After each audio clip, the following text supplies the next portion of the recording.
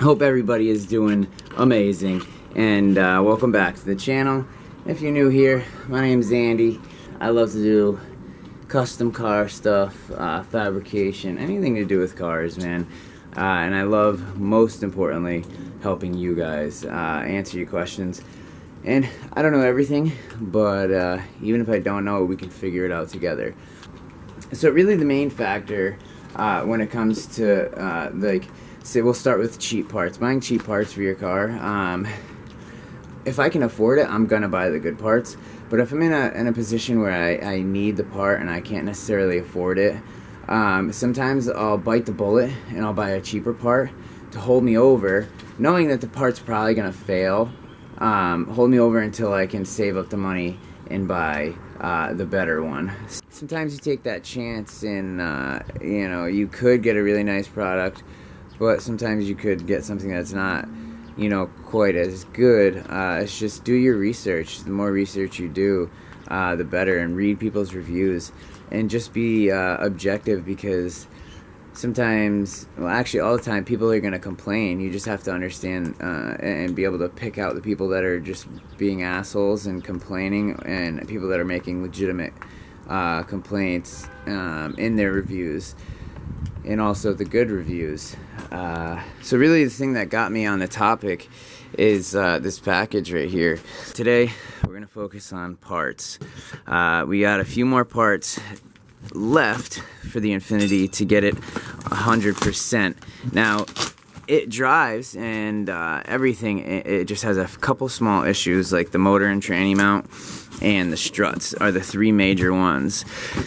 So the struts, I couldn't really afford like a really good set of coilovers, and I wanted some adjustability, so I didn't really want to go with stock struts.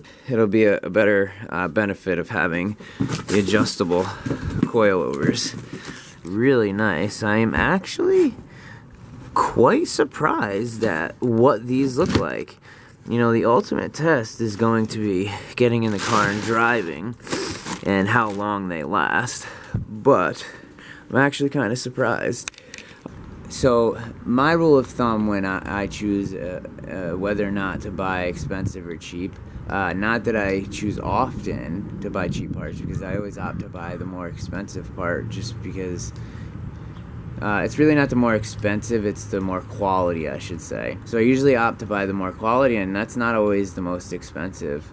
I look at, you know, the materials used and things like that. The only time that I really will buy something cheap is, say there's no moving parts, there's no seals and things like that, where the difference between a quality and a non-quality is minor, or something that I could fix myself.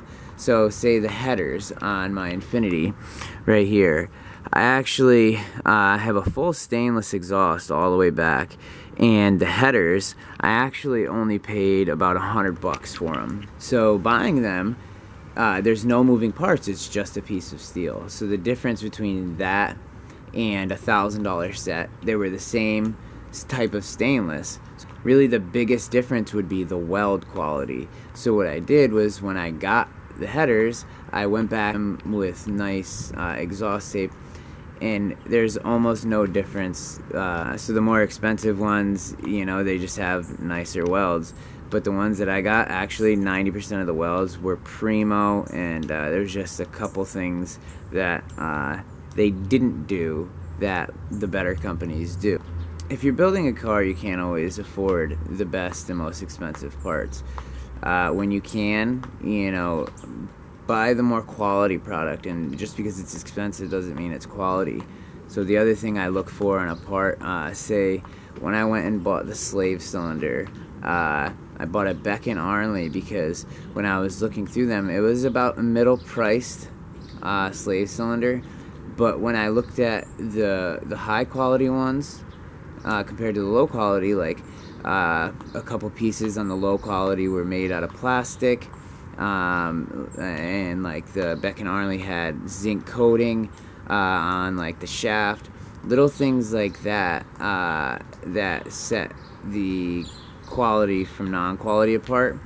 But then what you can do is look for a medium priced part with the same characteristics as the expensive part. So then you can save money and get a part that's, you know, gonna last just as long as a quality part. And with tools, so I want to talk about some tools today. My basic rule of thumb with tools is that if I'm gonna use it every single day for work, and I'm gonna, you know, use the crap out of it day in and day out, non-stop, it's better off to spend the money on something that you know is gonna last, instead of buying a $50 impact gun. Go and spend the money on like a DeWalt or something like that you know is gonna last. But say like you're an at-home mechanic and you only use your impact once in a while, you know, when you need it. What do you need the $500 impact for? You know, go and settle for the $50 one, because by the time you buy, you know, 2 or 3 of the $50 guns, it's like, you know, it just makes more sense to me when I'm not going to use it a lot. Why am I going to spend an astronomical amount of money on a tool? So that's where like Harbor Freight comes in really handy, because they have really good priced tools for fairly cheap, and they last, you know, for quite a while. Like I have this jack right here. It was, you know, a Harbor Freight jack. It's, you know, nothing amazing. We made a transmission jack, but nothing amazing, but it'll do the trick and it'll last. I don't use it every single day non-stop, and if I have to replace it, not a big deal. So yeah, that's my rule of thumb on tools. Also, like my impact here, this is another Harbor Freight special, but this thing is a beast. I don't use it every day. I don't use it constantly. Hopefully when I have a garage and stuff, you know, I'll buy a better one, but for now, this is more than sufficient. And alright guys, that's gonna do it for today. I hope you guys got some good quality information out of this, and I hope it helps you make a decision on you know, what parts or what tools you're gonna get. But just remember guys, there's no substitute for hard work, and until next time, peace.